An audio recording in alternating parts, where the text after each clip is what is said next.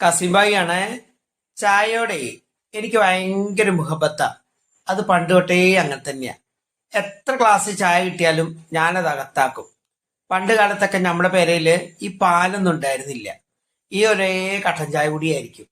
ഉമ്മച്ചിയെ, നമ്മുടെ പണ്ടത്തെ സാധാരണ അടുപ്പല്ലേ, ആ സമയത്ത് പണിക്ക് പോകുമ്പോ ഒരു അരക്കലോളം ചായ ഒഴിച്ച് വെച്ചിട്ട് അമ്മ പോവുക കേട്ടോ.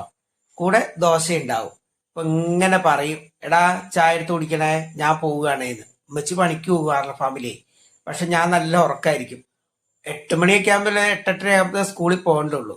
അന്നേരം ഇപ്പൊ ചാടി പടഞ്ഞിറങ്ങിയിട്ട് ആ അടുപ്പത്തേക്ക് ചായ മൊത്തം മോന്തി കുടിച്ച് ഒരു ദോശയൊക്കെ തിന്നിട്ട് പിന്നെയും പോകും കേട്ടോ. അതാണ് അന്ന് തൊട്ടേ ഉള്ള ചായയുടെ പ്രിയം. പിന്നെതാ, ഹോട്ടലിൽ കയറിയാലും എനിക്ക് ഏറ്റവും ഇഷ്ടം ചായ കുടിക്കണം. ചായക്ക് കടിയില്ലേലും കുഴപ്പമില്ല, ചായ കുടിക്കണം. ഞാൻ വീട്ടിൽ നിന്ന് ഒരു ചായ കുടിച്ച് ഇരിട്ടി ടൗണിൽ എത്തിക്കഴിഞ്ഞാലും വീണ്ടും നമ്മൾ ഇരിട്ടിന്ന് ഒരു ചായയും കൂടി കുടിക്കും. അതെന്റെ ശീലാട്ടോ.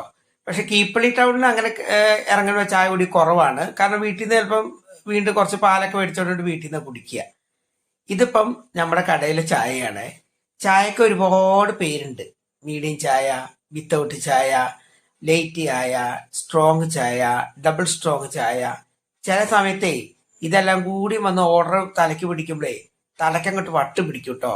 ടേബിൾ നിറച്ച ആൾക്കാരും 150 കൂട്ടം ചായ ആയിരിക്കും ഓർത്ത് പറയാ. ഇപ്പൊ നാട്ടിലുള്ള ഇപ്പൊ ഹെഡൂരിൽ വരുന്ന ആൾക്കാരുടെയൊക്കെ ചായയൊക്കെ ഏത് വിധാന്നൊക്കെ ഏകദേശമൊക്കെ ഞാൻ പഠിച്ചു കഴിഞ്ഞു കേട്ടോ. എന്നാ പിന്നെ നമുക്ക് അടുത്ത വീഡിയോ കാണാം.